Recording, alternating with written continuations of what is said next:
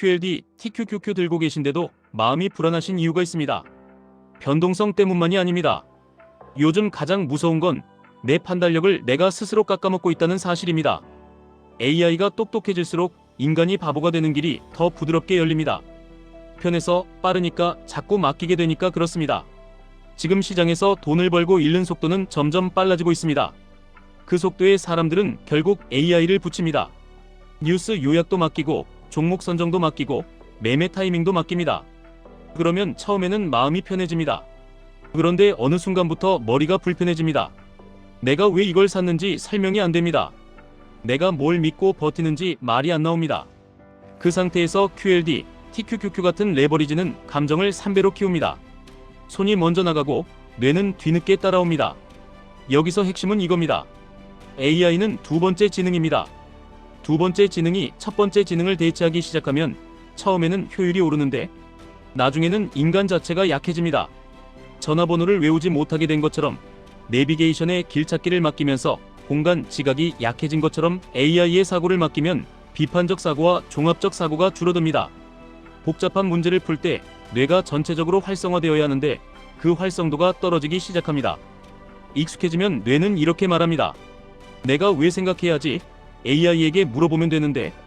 이게 습관이 됩니다. 습관이 구조를 바꿉니다. 투자에서 이 현상은 더 치명적입니다. AI가 내 계좌를 대신 살아주지 않습니다.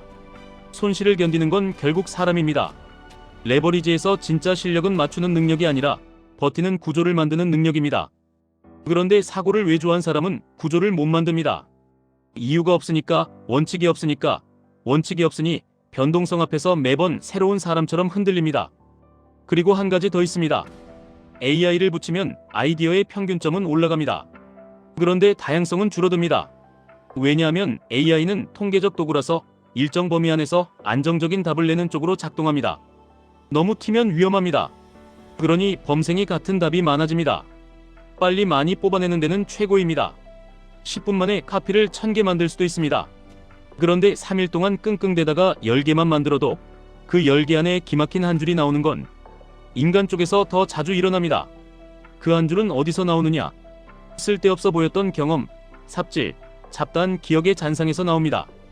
AI는 그런 걸 학습하지 않습니다. 인간은 몸이 있고 피부로 느끼고 냄새를 맡고 주변 소음을 먹고 삽니다.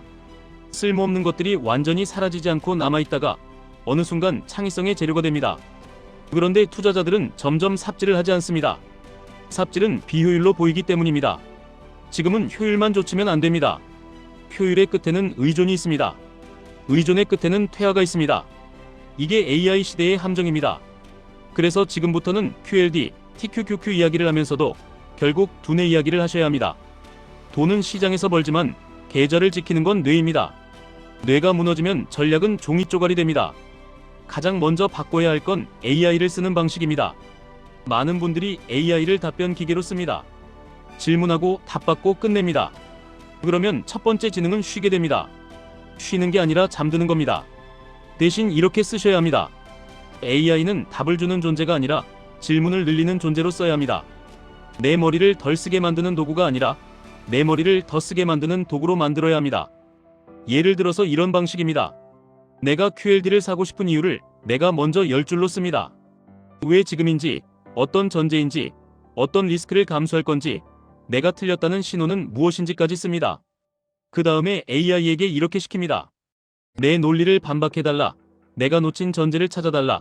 이 논리가 성립하지 않는 시나리오를 5개 만들어달라. 지금 내가 가장 과신하는 부분을 지적해달라. 나 대신 손실을 견딜 수 없다는 전제로 최악의 행동 시나리오를 써달라. 이런 식으로 쓰면 AI는 첫 번째 지능을 죽이는 도구가 아니라 첫 번째 지능을 깨우는 트레이너가 됩니다. 두 번째로 바꿔야 할 건 생각의 순서입니다. 대부분은 자료를 먼저 보고 결론을 냅니다. 특히 AI가 요약해주면 더 그렇습니다. 이 순서를 뒤집으셔야 합니다. 결론이 아니라 가설을 먼저 세우셔야 합니다. 가설은 내가 세웁니다. 자료는 그 가설을 검증하는 데 씁니다. AI 요약은 마지막에 씁니다. 마지막에 쓰는 이유는 간단합니다. 내가 먼저 생각하지 않으면 나는 결국 요약을 믿게 됩니다. 그리고 요약을 믿는 순간부터 내 뇌는 더 이상 종합하지 않습니다. 세 번째는 멍때림을 훈련으로 바꾸는 겁니다. 멍때림은 게으름이 아닙니다. AI 시대에는 멍때림이 창의성의 생산 라인입니다. 일부러 비행기 1시간 같은 짧은 구간에서는 디바이스를 치워두고 산만한 생각이 올라오게 놔두는 겁니다. 조깅, 반신욕, 산책 같은 시간이 여기에 좋습니다. 이때 떠오르는 생각이 투자의 단기 신호가 될 필요는 없습니다. 오히려 단기 신호가 아니어서 좋습니다. 단기 신호는 AI가 더 잘합니다. 인간은 장기 구조를 만드는 데 강합니다. 그리고 장기 구조는 멍때림과 삽질에서 자랍니다. 네 번째는 다양성 훈련입니다. AI와 함께 있으면 사람은 점점 비슷해집니다. 모두가 같은 요약을 보고 같은 핵심을 외우고 같은 결론으로 모입니다. 그러면 시장에서 군중이 됩니다. 군중은 늘 비싸게 사고 싸게 팝니다. 다양성은 투자에서도 생존입니다. 다양성을 만드는 방법은 간단합니다.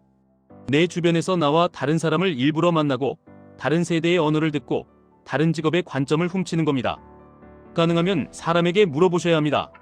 구글 폼으로 깔끔하게 조사하는 게 아니라 길을 오가는 사람에게 직접 질문하고 직접 듣고 직접 메모하는 겁니다. 그 과정이 뇌를 샤워시킵니다. 안 쓰던 영역이 켜집니다. 다섯 번째는 AI 금단 시간을 만드셔야 합니다. 휴대폰을 잠깐만 걷어도 손이 근질거립니다. 이게 이미 의존의 증거입니다. 투자자에게 이 증상은 매우 위험합니다. 왜냐하면 시장이 흔들릴 때 그 불안함을 AI에게 즉시 넘기기 때문입니다. 그 순간 내 뇌는 스스로 진정하는 법을 잊습니다. 그래서 주기적으로 AI 없는 시간, 검색 없는 시간, 차트 없는 시간을 의도적으로 만드셔야 합니다. 그 시간에는 한 가지를 하시면 됩니다. 종이에 쓰기입니다. 손으로 쓰는 순간 사고가 느려집니다. 느려지는 순간 종합이 시작됩니다. 여기서 이제 레버리지 투자자에게 가장 현실적인 실행 루틴을 드리겠습니다.